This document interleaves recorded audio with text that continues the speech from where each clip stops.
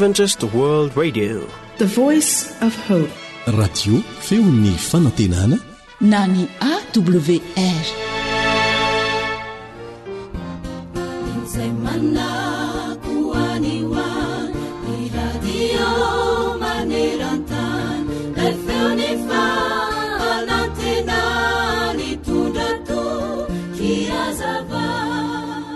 Tao amin'ny tanàna kely anankiray dia nisy zazalahy kely tokony hoe 12 taona teo eo. Hendry sy mahatoky tokoa ity zazalahy kely ity satria notezaindreniny hahalala tsara ny soratra masina. Indray andro ary dia nisy antokon'olona mpanao majika sy lalao isan-karazany tonga tao amin'ny tanàna nisy azy. Somebiseby avokoa ny mponina rehetra tao an-tanàna satria andeha hijery sy hanatrika izany fety izany avokoa, indrindra fa ny tanora sy ny ankizy. Dia olona zazalahy kely tamindreniny, neny ô, izaho koa mba te handeha hijery any. Nieritreritra kely ny reniny izay vao namalina zazalahy kely hoe, eny ary mahazo mandeha ianao nefa mialohan'ny andehananao dia mandehana aloha makao any efitranonao dia mivavah araka ny fanaonao, dia miaraha aloha amin'i Jesosy ary angatao izy mba hiaraka aminao hijery izany fety izany. Satria moa ity zazalahy kely ity sady endry ny mpakatony ray aman-dreniny dia lasa izy nandeha nivavaka mangina tao any efitranony. Minitra vitsivitsy taorian'izay dia indro izy avy nanantona andreniny. Neny ô, tena tapa-kevitra indray aho fa hijanona satria hitako izao fa tena tsy sitraka Jesosy mihitsy ny andehanako any ary tsy afaka hiaraka amiko any izy satria fantatro sady fantany fa misy zavatra izay mifanohitra amin'ny fahamasinan'i Jesosy any. Entokory tanora malala, rankizy, izao melohan'ny tenenanao, melohan'ny andehananao amin'izay tianao aleha, eny melohan'ny anaovanao zavatra rehetra na inona dia eritrereto tsara aloha izany sao dia tsy sitraka Jesosy ny anaovanao izany. Miaraha amin'i Jesosy aloha, antanio izy na avelany ianao hanao izany na tsy avelany, ka na inona tsy azonao iarahana amin'i Jesosy dia aza atao, aza mandeha. Fa na inona kosa amelany sy anirahany ianao mba handeha ary anaovanao izany dia tanterao izany. Ny firarianay dia engane isika rehetra samy hiteny amin'i Jesosy arak'izay voasoratra ao amin'ny Josoa 1:5-12, Josoa 1:5-12, ka hanatanteraka izany manao hoe, izay rehetra andidinao anay dia ataonay, ary izay rehetra anirahanao anay dia alehanay.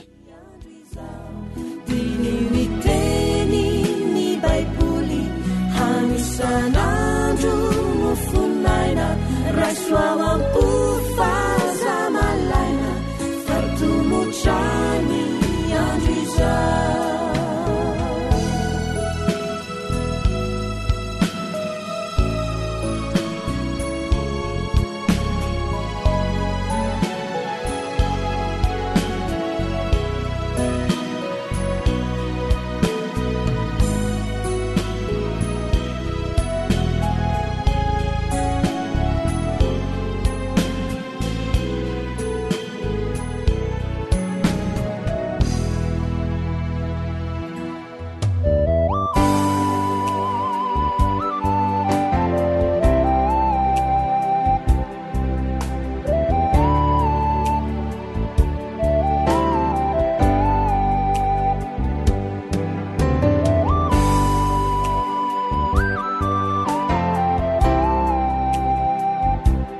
Antokobira taratra ny fitiavana hitaosy. Efa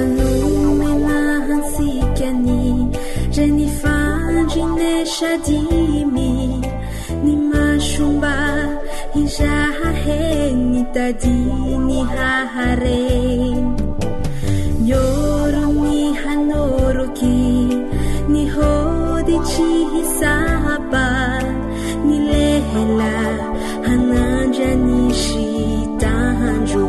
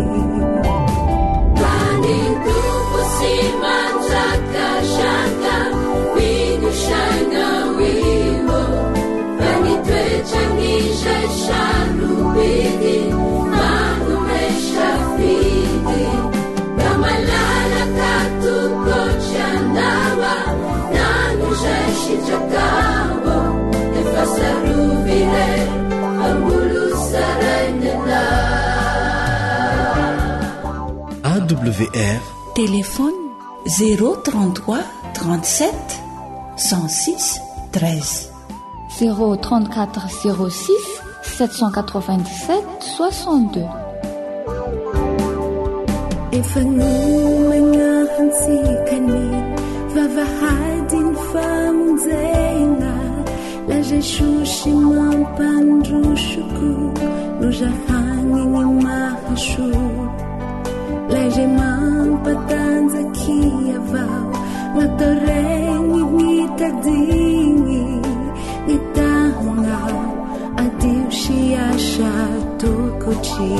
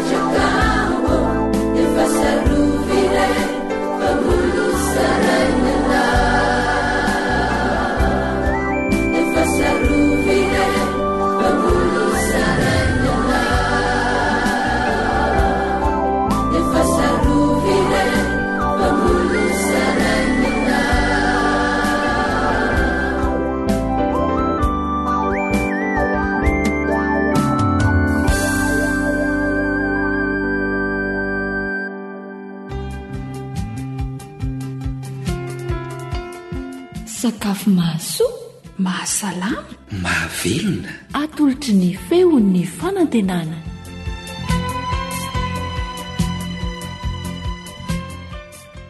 maniry fahasalamana ho antsika rehetra eto am-panarahana ny onjam-peo ny feon'ny fanantenana manasanao ary akatoerana tsara iroso amin'ny fikarakarana sakafo sika dia mino finaritra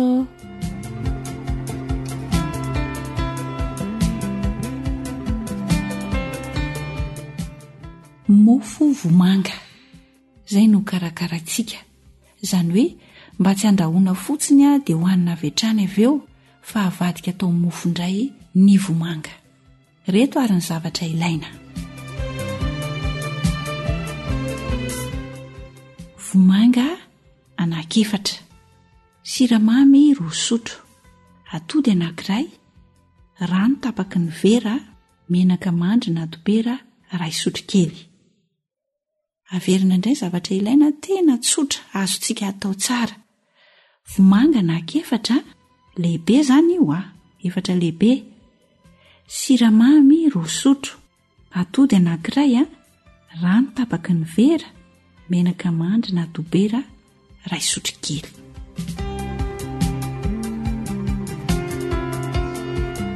Rehefa voaomana ny zavatra ilaintsika anaovana ny mofo vomanga, andao amin'izay roso amin'ny fikarakarana. Andrahoana mikodiny aloha amin'ny rano mangotraka ny vomanga, izany hoe sasana madio tsara dia mampangotraka rano dia arotsaka ilay vomanga iny. Tsy voasana fa rehefa masaka izy izay vao voasana. Avy eo dia potserina alemy tsara misotro rovitra.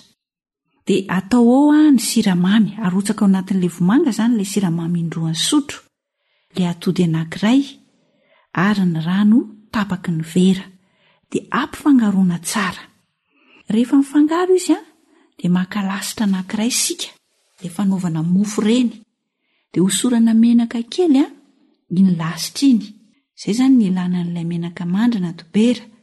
Dia araraka eo ambonin'io ny vomanga voapotsitra nokarakaraina tery aloha. Dia andrahoina ao anatin'ny lafaoro mafana. Esorina tao anatin'ny lasitra iny vomanga efa vita mofo iny zany. Rehefa masaka dia aroso hoanina rehefa mangatsiaka. Azontsika rakofana konfitura ny mofo vomanga raha ohatra ka misy izany. Saingy izao rehefa izy afaka tao anaty lasitra vao asiana an'izay. Raha ohatra kosa ka tsy misy ny lafaoro dia aza manahy fa azontsika atao tsara ny mahandro azy ao anatin'ny vilany, mahandro an'ilay mofo izany, atao evi-drano ilay izy, tsy maninona mihitsy, mitovy ihany ny fahamasahany. Dia ataovy ao anatin'ny lovia fisaka rehefa masaka, dia asiantsika konfitura hoy isika raha ohatra ka misy na rarahana totom-boanjo kely na rarahana vovoka soja voaendy.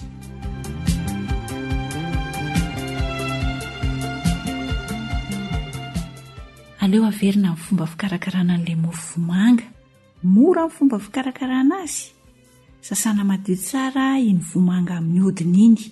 Ampangotrahana ny rano dia arotsaka ao ilay vomanga, andrahoina amin'ny hodiny izany. Rehefa masaka ny vomanga dia voasana. Dia potserina amin'ny sotro rovitra alemy tsara.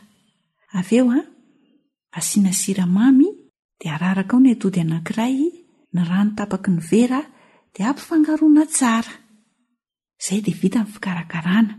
Raha ohatra ka ataontsika ao anatin'ny lafaoro, manana lafaoro izany tsika, na lafaoro vita malagasy izany na lafaoro vahiny, dia hosorantsika ilay menaka mandry na dobera ny lasitra, dia arotsaka eo amboniny vomanga efa nikarakaraina teo aloha, dia andrahoina amin'ny lafaoro mafana. Rehefa masaka izy dia esorina tao anaty lasitra, dia hohanina rehefa mangatsiaka.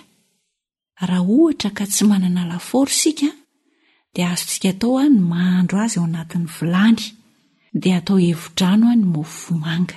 Tena mety tsara mihitsy. Dia rehefa masaka izy dia atao anatin'ny lovia fisaka. Dia avy eo rarahana totom-boanjo kely, na asiana vovoka soja voaendy kely, na ihany koa azontsika haingoina amin'ny konfitura ny mofo vomanga masaka. Izany hoe efa nesorina tao anaty lasitra izy izay vao nasiana ilay voankazo nandrahoana ireny.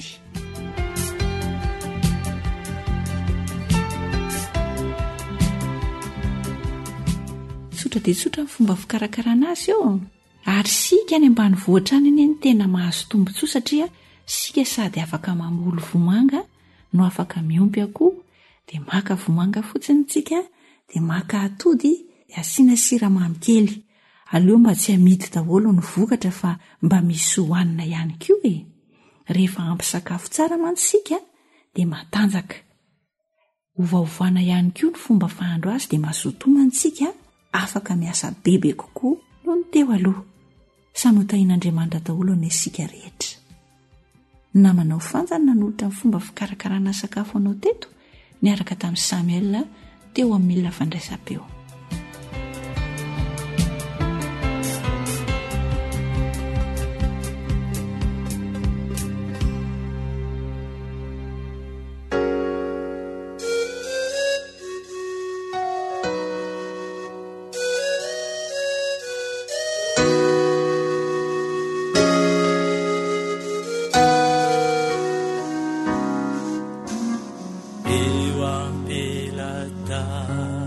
nanatoko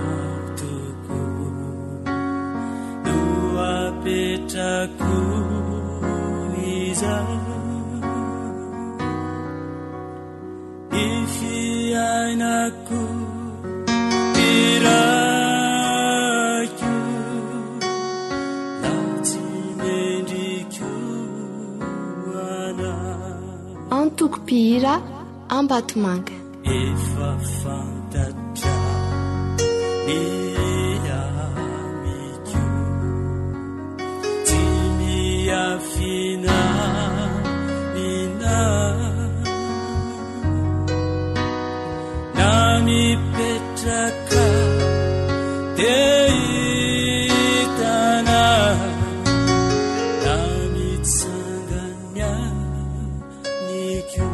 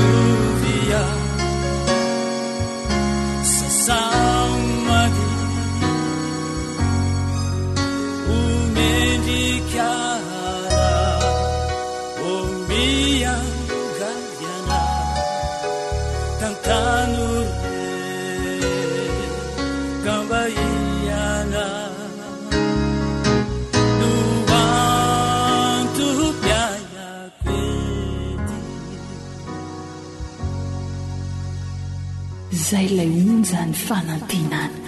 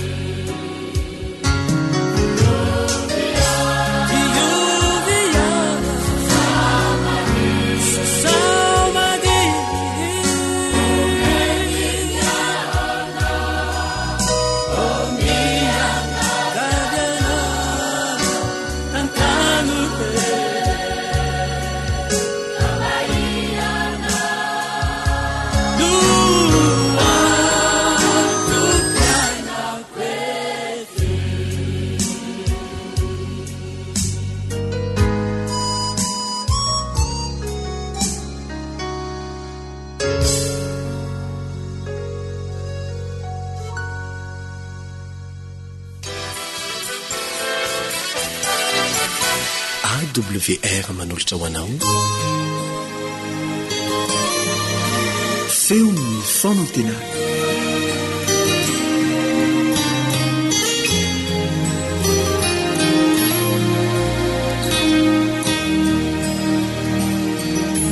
ny finoana toyny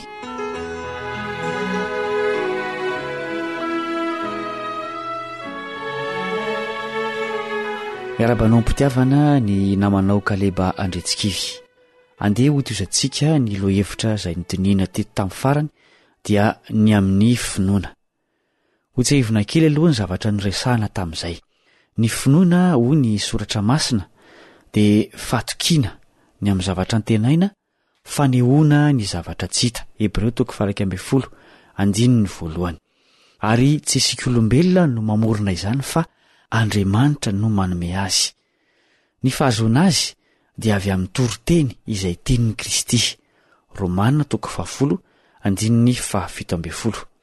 Aza diny koa fa ny finoana dia miaraka mandrakariva amin'ilay antsoina hoe teny fikasana na teny fampanantenana, ary mbola Andriamanitra ihany koa no manome izany. Ny olon'ny finoana dia tsy olona midonanam-poana fa misy asa ataony, misy fomba fiainana vaovao izay arahany. Matetika dia iverin'ny sasany olona hafahafa izy ireny. Misy aza moa ny vonoina sy ny enjehana. Jereo ny tantaran'ny sasany tamin'izy ireny ao amin'ny Hebreo 12:1.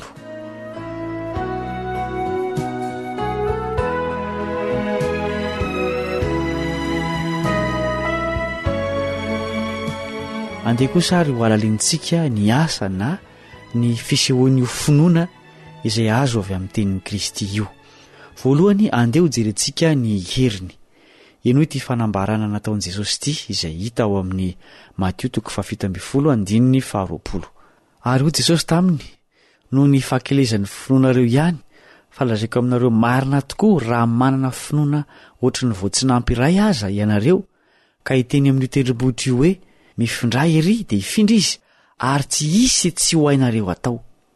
Mazava izany fanambarana izany, ary tsy io andininy io rery no miteny izany fa mbola misy hafa ihany koa. Talohan'ny lazany Jesosy an'io teny io dia tsy naharoaka demoniny mpianany, izany hoe tsy nahavita fahagagana.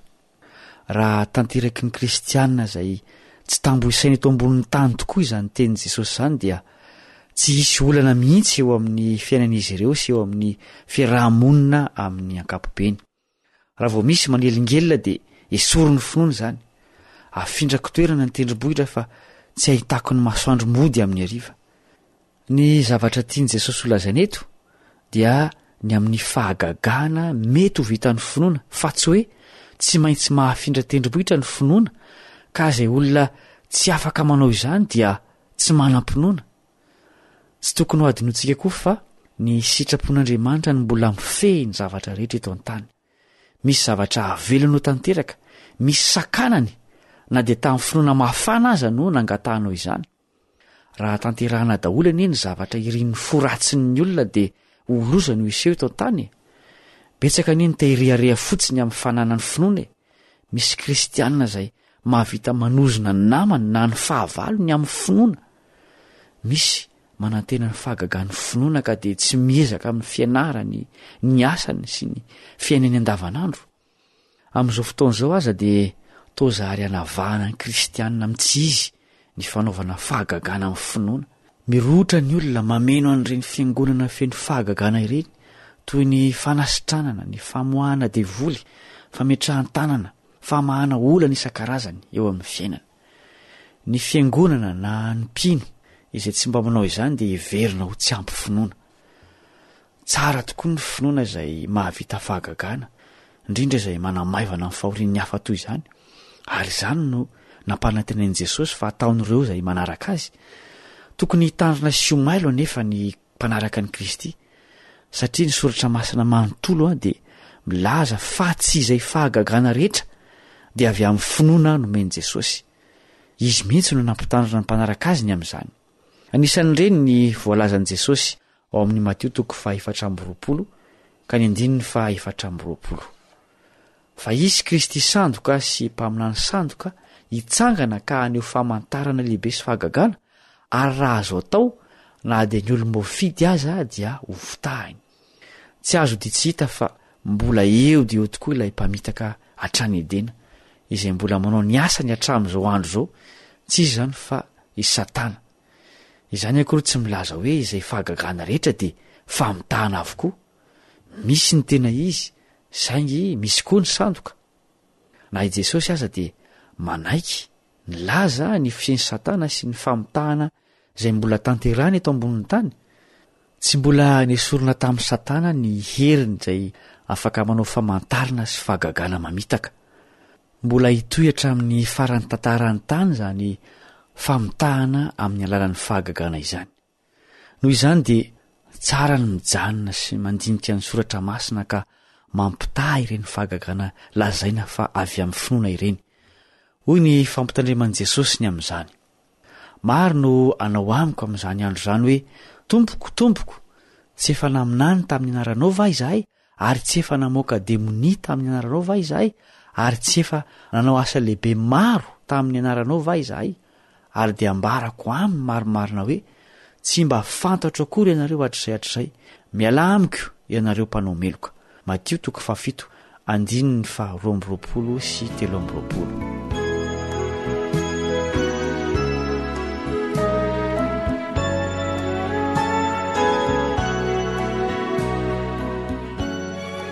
Izao no lazain'i Jesosy alohan'io teny io ao amin'ny 9:20. Tsy izay rehetra manao amiko hoe tompoko, tompoko no hiditra amin'ny fanjakan'ny lanitra, fa izay manao ny sitrapony raika io izay any an-danitra. Mahalasa eritreritra izany tenin'i Jesosy izany satria ny antony isian'ny kristianina dia ny fanamahivanana ny fahorian'ny hafa ary heverina fa ho sitrak'Andriamanitra ny iasana ho azy amin'ny alalan'ireny famonjena ny hafa ireny toy ny famoahana demonia, ny fanasitranana sy ny asa soa hafa.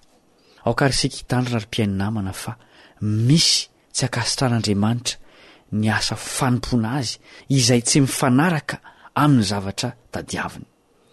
Ny manao ny sitrapony ihany no hiditra ao amin'ny fanjakany. Ny fahavoazan'ny mpiny matetika dia ny faniriny hanompo an'Andriamanitra arak'izay heveriny fa mety. Ny finoana sy ny fahagagana izay azo ny tanterahana dia tsy natao ho fitaovana ampiasaintsika toy ny fitaovana izay azahoana laza sy voninahitra na tombontsoa, fa isika kosa ny tokony hanaiky ho ampiasainy mba hanatanteran'Andriamanitra ny sitrapony. Dikan'izany dia izao, tsy voatery hisy fahagagana hita maso vokatry ny finoana eo amin'Andriamanitra. Jesosy dia nanao fahagagana maro, nanasitrana ny marary, nanangana ny maty.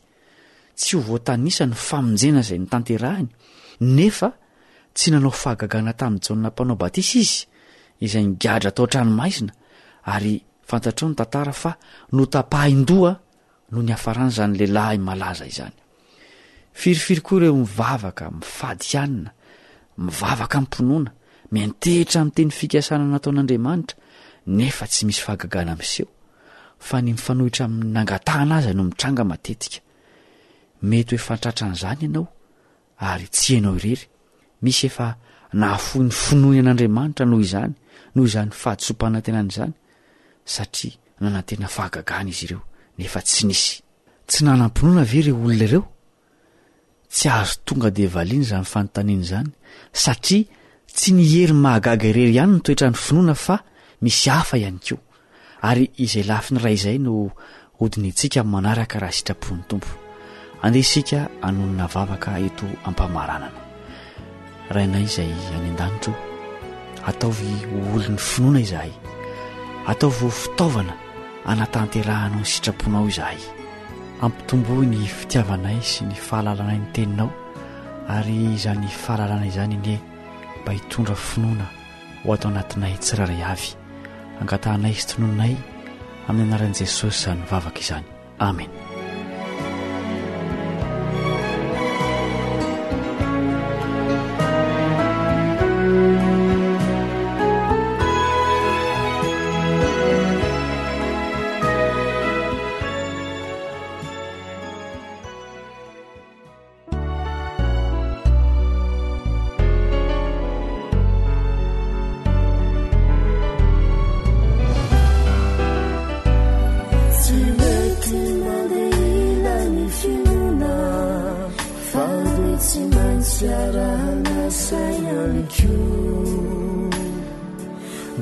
Hambara kwaminao etuna fizani ndefu fafatrafatsy Jesosy dejerekory modely zay nomeny fampoka sy feno fatsatrianiko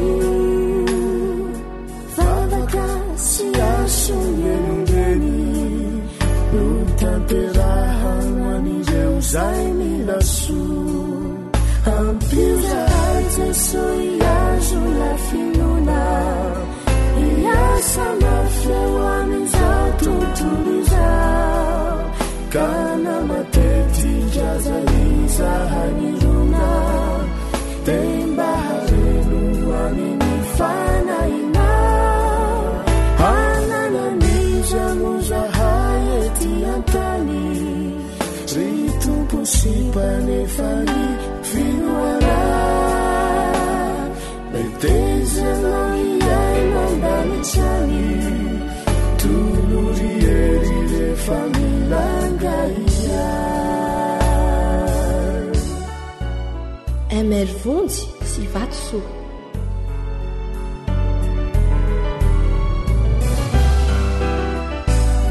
matetika de kely ny finona ka aza ny asizay ataono hambe zay mahatsabadiso tsy mifona sy mifamela eloka naindray mandeha miasary velatsira tojerena to maro resaka milazo tena ty mbola eko mifitiavantena vonjy fa efa miloverire ny dy ampizahay Jesosy iazo la finona iasa mafeo amin'izao tontolo izao kana matetika zay zahanirona dia mba hareno amin'ny fanaina hanananiza mo zahay ety antany ry tompo sy mpanefany finoana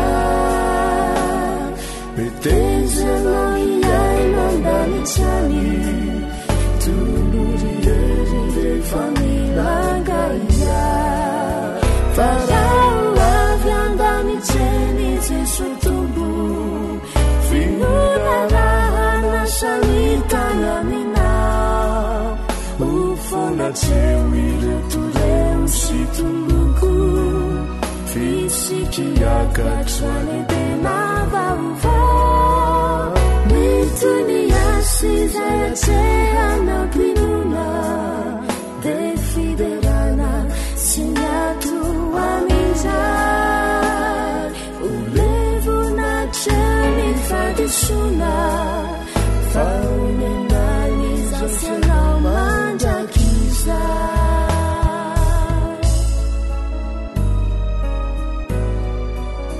faonenany zao fianao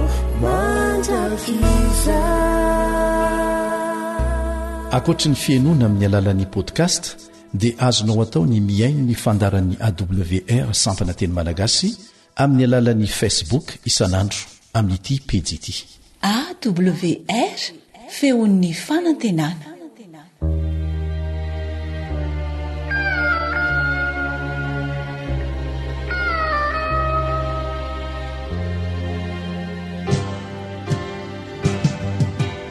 feon'ny piaino feon'ny piaino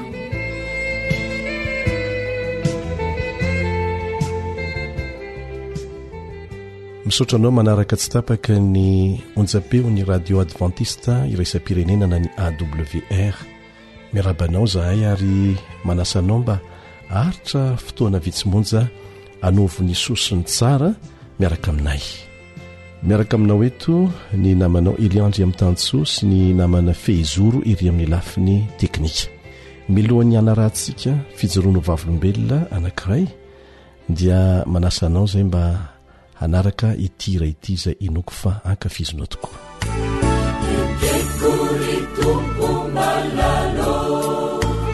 Ilahatry zay vitana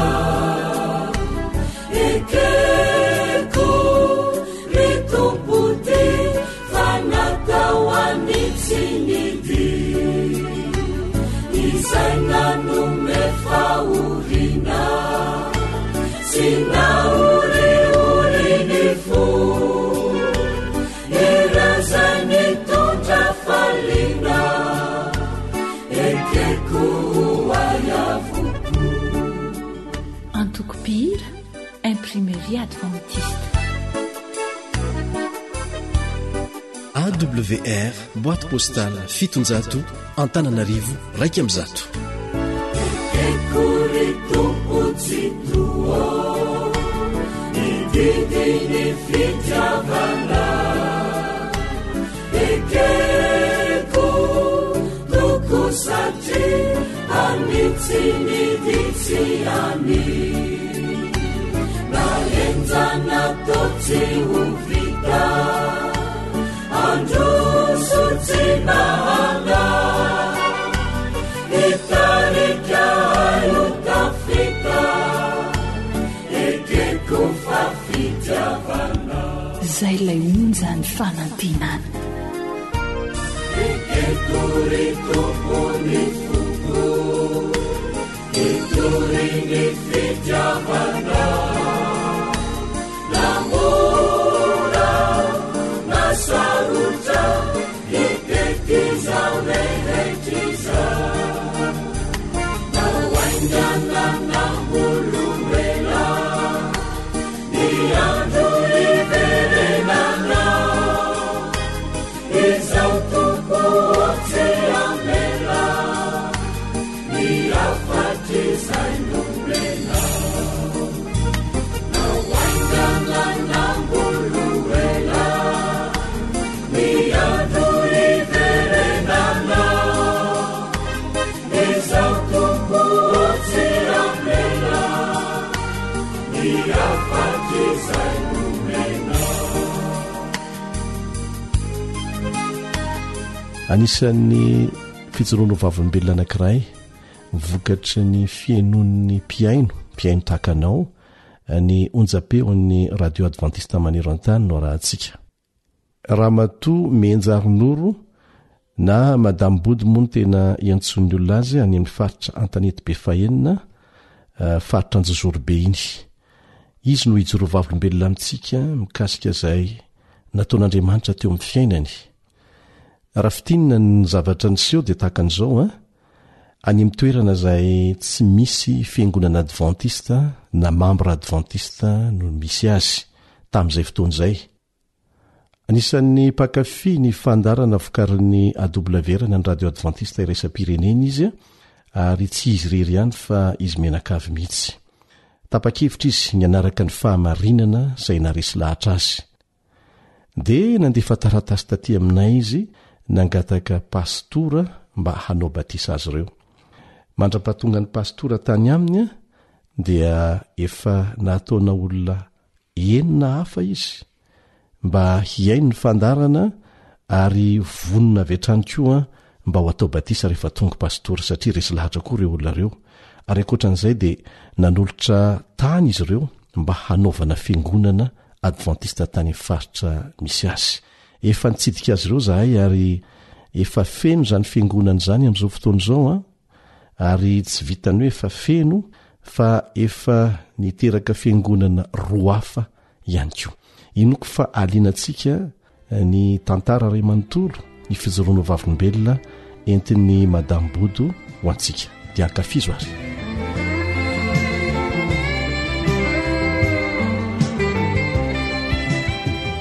dia faly miara-banao tonga soa ato anatin'ny fandaharana andrenesana ny feon'ny mpiaino Madame Bodo. Sa koa dia faly miara-abantsika rehetra izay miaino sy manaraka n'izao fandaharana eto amin'ny onjam-peon'ny radio adventiste maneran-tany izao. Ny anarako izany dia Menjarinoro, fantatry ny maro amin'ny anarana Madame Bodo ary monina eto Antanety Befahenina. Inona ary izany tompoko ny zavatra izay tiana ho zaraina ho an'ny mpiaino ny feon'ny fanantenana? Ny tena tiako zaraina amintsika moa izany dia ny momba n'ity rehefa fanarana an'Andriamanitra ity. Za zany dia mbola teo amin'ny taona izay nahatanora dia tena liana tamin'izany hoe fivavahana izany. Tena nanontany teny isan'andro san'andro hoe inona ary izany andro akasan'Andriamanitra anankiray izay ho tandremana mandritra ny herinandro izany.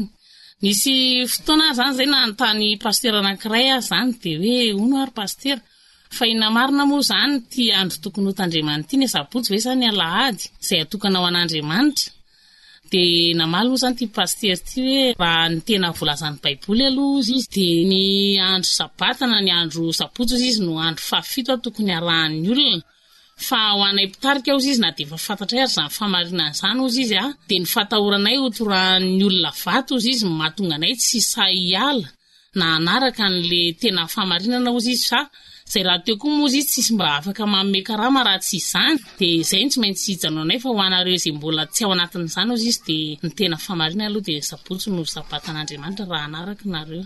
De rehefa nandrehan'izay fanazavan'izay zany ianao madamy Bodo de inona ny fanapahan-kevitra ny raisinao? Tsy tonga de nanapa-kevitra avetsany aloha fa mbola nampitombo an'le fahalalako zany de nisy mpitary-pivavahana anankiray hafa iny koa zany de mitovy amin'ny famalin'ny paster ihany koa zany nataon'ity mpitondra fivavahana ity.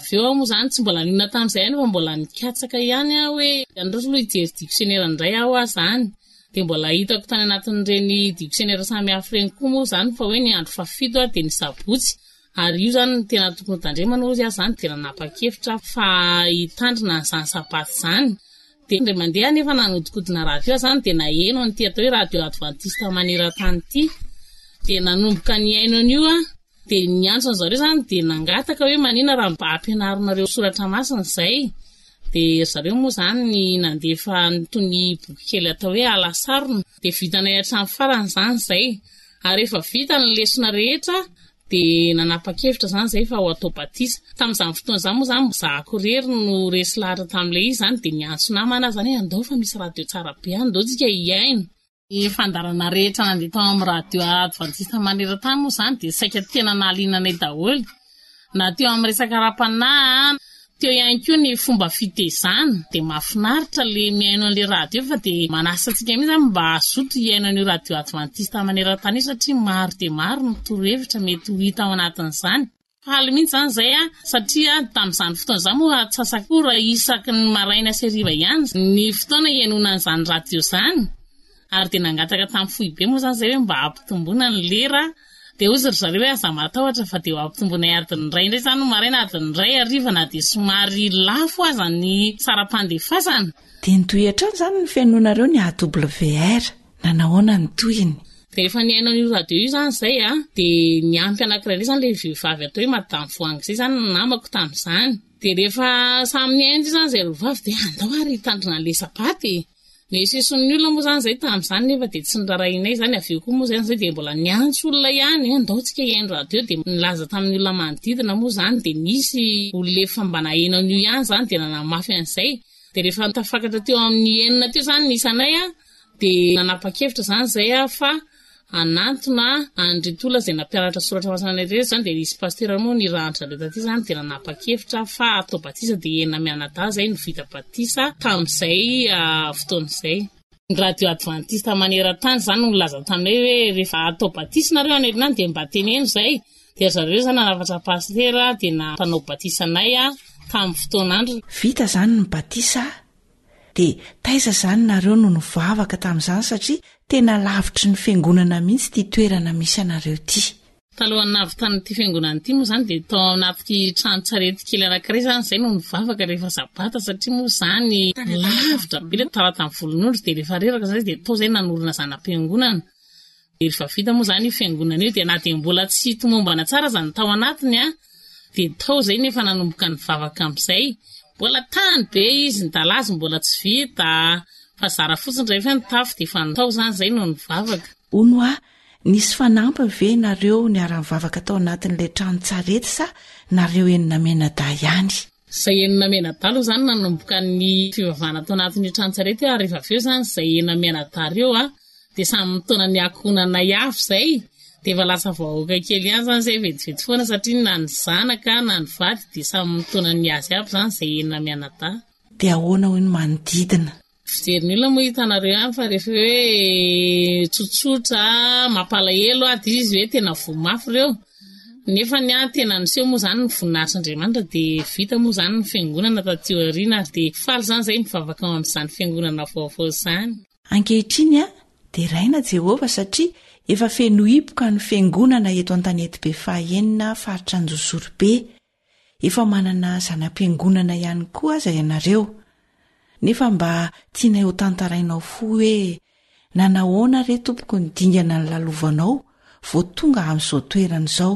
Izany hoe ny vady aman-janaka ao efa vita batisa miaraka mivavaka nareo menakavy kely. Tena nandalo fisedrana moa zany ny finoana satria raha tato amin'ny tokantrano izany dia zahako irery aloha zany resy lahatra tamin'isy fa mivadiko moa zany mbola tsy resy lahatra. Ary dia maro ny sedraka nefa ny ary efa nahita ny fijoroako zany ty vadiko ty izay tsy mba azonozongosonina mihitsy zany tamin'ilay fanarahana le famarinana. Resy lahatra izy zany dia nanolotra tany izy mba hanamboarana fiangonana.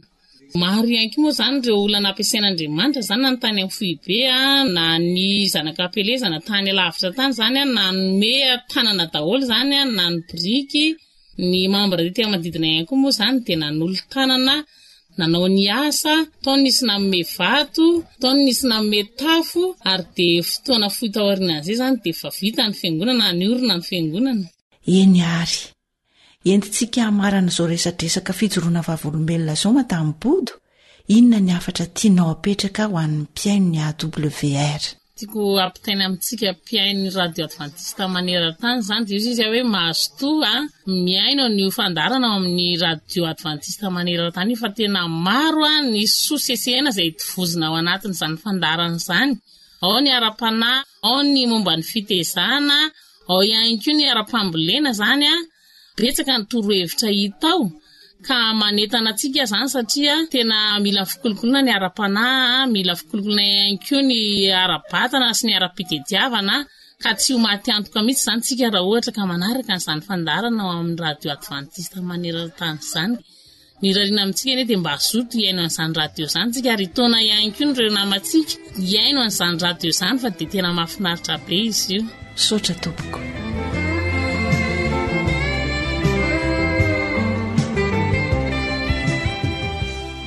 Inoko fanampaherentsika iny fijoroana ho vavolombelona iny. Ho antsika mpiaino izay manana fijoroana ho vavolombelona tahaka an'izany dia manasanao izay mba hizarana izany aty aminay. Ka iantso ity larana telefonina omenanao ity mba ahafahanao mifandray aminay.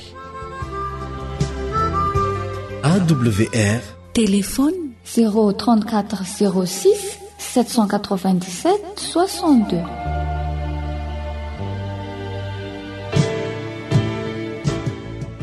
Melohan'ny hamarana antsika ny fandarana feon'ny mpiaino amin'ity anio ity dia mbola mahafaly anay ny manao antso ho antsika rehetra izay nazo tombontsoa manokana avy amin'ny fenona ny fandarana ny radio adventiste iraisam-pirenena na ny AWR. Antsoina koa ny feon'ny fanantenana lalantsika azy amin'izao fotoana izao antsoina isika mba handefa ny fijoroana vavolombelona izay nahatonga antsika ny ovafo vokatry ny fenona ny fandarana ary isy fanomezana izay omena ianareo ho takalon'izay dia azonao atao hatrany ny miantso ty larana telefonina aty averina indray mba hahafahana mikarakara ny fandraisana n'izay fijoroana vavolombelona izay sy ny fandraisanao ny fitaovana izay omenanao maimaim-poana. 034 06 797 62.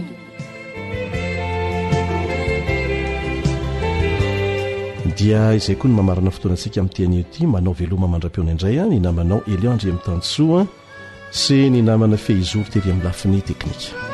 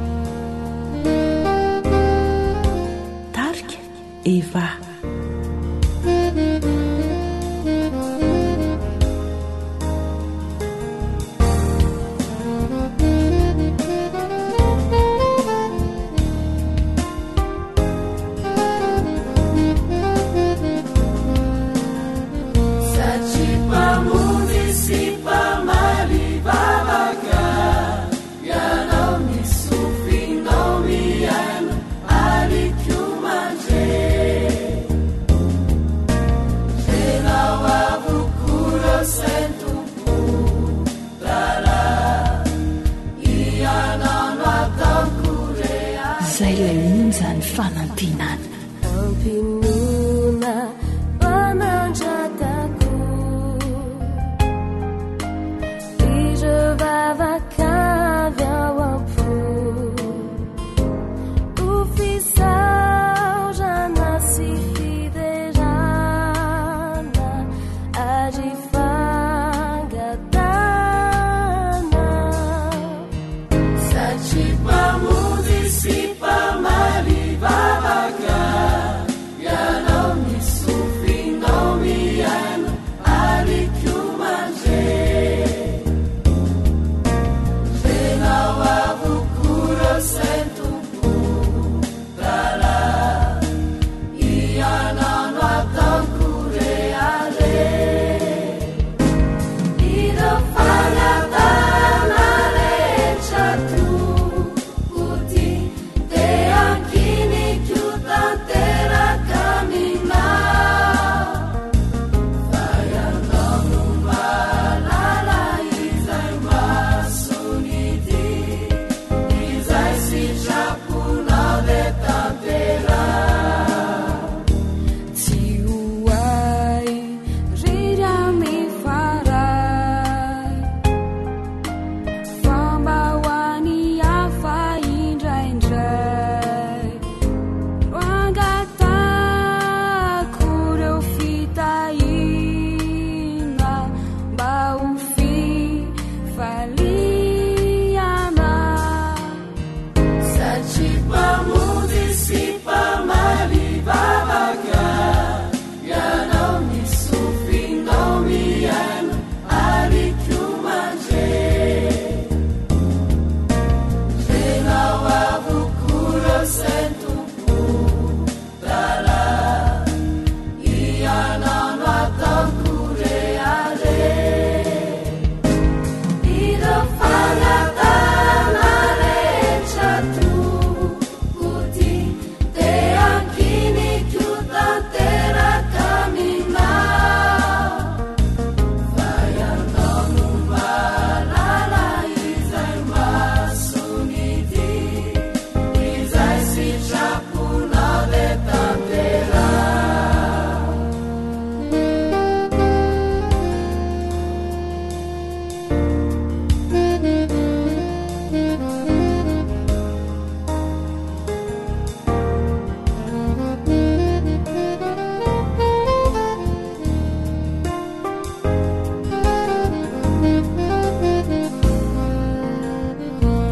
io avy efa fantatra koa petrako eo an-tanana Jesozoky ty tantanonanity mba ho tody andanitra satri pamody sy AWR Téléphone 033 37 106 13. 034 06 797 62.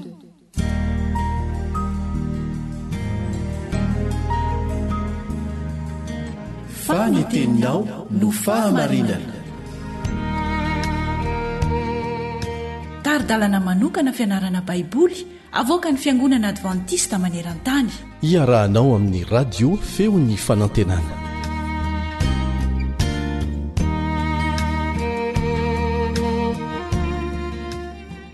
isaorany ianao mbola manokana fotoana iarahantsika mandalina ny bokin'ny Isaia. Miaraka aminao eto ny namanao Kaleba Ndretsikivy. Ilay irin'ny firenena, izany no lohateny dinitsika ao anatin'ny andro vitsivitsy, ary ao anatin'izany no ianarantsika ny lohatenin'io manao hoe ireo vokatry ny fahotana.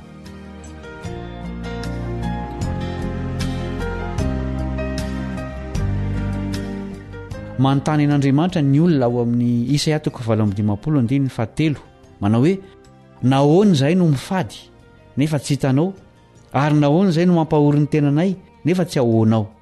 Tsy vitan'izany fa mbola manontany ihany izy ireo ao amin'ny 7:17 toy ny manao hoe nahoana no mivavaka izahay mba hamonjeny sandrin'i Jehovah anay kanefa tsy valiany, nahoana no miantsoantso azy izahay kanefa tsy reny, dia namaly Isaia fa tena afaka mamonjy sy mandre Andriamanitra. Isaia 7:15 fa zavatra hafa mihitsy araka izany no tsy namalian'Andriamanitra azy ireo. Inona moa izany? Ndovaka itsika ny Isaia 7:12 izay afatra ho an'ny olombelona rehetra. Isaia 7:12 fa ny elokareo no efitra mampisaraka anareo amin'Andriamanitra reo, ary ny fahotanareo no mampiafina ny tavany aminareo ka dia tsy miaino izy. Tsy mandre ny olo ny Andriamanitra, tsy hoe izay ny tiany fa satria ny elokareo no efitra mampisaraka anareo amin'Andriamanitra reo, hoy ny teny nivakitsika teo. Anisan'ireo fanambarana mazava indrindra ao amin'ny Baiboly mikasika ny vokatry ny fahotana eo amin'ny fifandraisan'Andriamanitra sy ny olombelona io andininy io. Velabelarin'i Isaia io lohevitra io manerana ny 7:15 dia arak'izay hita manerana ny tantaran'ny olombelona koa. Manimba ny fifandraisantsika amin'Andriamanitra ny fahotana, ary izany no hitarika ao amin'ny fahaverezana mandrakizay. Tsy tarihiny fahotana analavitra antsika Andriamanitra, fa isika no tarihiny analavitra azy, izany hoe analavitra an'Andriamanitra. Inona ny tranga tao edena rehefa nanota ny olombelona voalohany? Genesis 3:4-5, Genesis 3:4-5. Ary nandrean'i Jehovah Andriamanitra nitsangatsangana teo amin'ny saha izy rehefa ho hariva ny andro, ary raha lehilahy sy ny vadiny ny herin'ny tavan'i Jehovah Andriamanitra tao anaty hazo tao amin'ny saha. Ary Jehovah Andriamanitra dia niantso andra lehilahy ka nanao taminy hoe, aiza moa ianao? Dia hoy izy, nandreanao tao amin'ny saha dia natahotra satria mitanjaka ka dia nihery. Fandavana an'Andriamanitra voalohany indrindra ny fahotana. Fialana aminy izany. Tsy mamela mazo ny fahotana. Tsy vitany hoe miala amin'Andriamanitra fotsiny ilay mpanota, fa voamaika mihamana lavitra azy bebe kokoa hatrany. Mampisaraka antsika amin'Andriamanitra ny fahotana. Na izany aza dia mikasaka ny mpanota Andriamanitra. Ary ny zavakendreny ao amin'ny Baiboly manontolo dia ny fikatsahana ny mpanota. Mazava araka izany ny tsy tokony handeferana ny fahotana eo amin'ny fiainantsika. Na dia mampisaraka antsika amin'Andriamanitra aza ny fahotana, dia tena misy vahaolana azo antoka. Ary avy amin'Andriamanitra ihany izany fa tsy avy amintsika. Tsapanao ve izany fitiavana itsika izany? Raha mameno ny fo sy ny fanahintsika mandrakariva izany fitiavana izany, tamin'ny nanomezany zanany isolo ny elontsika, dia ankala fahotana isika ary tsy haniry anota. Engany ho mpandresin'ny fahotana isika fa tsy ho resiny. Farana ny fiaramianatra androany, manome fotoananao ao amin'ny fizarana manaraka ny mpiaramianatra aminao Kaleba Ndretsikivy.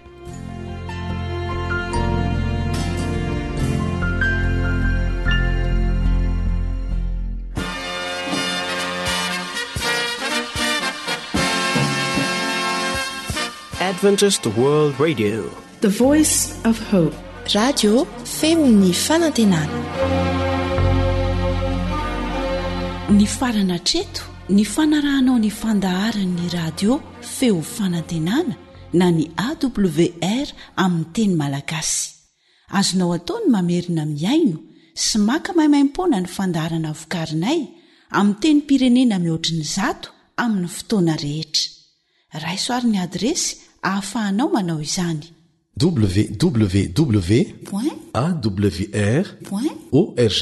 na www.feofanantenana.org.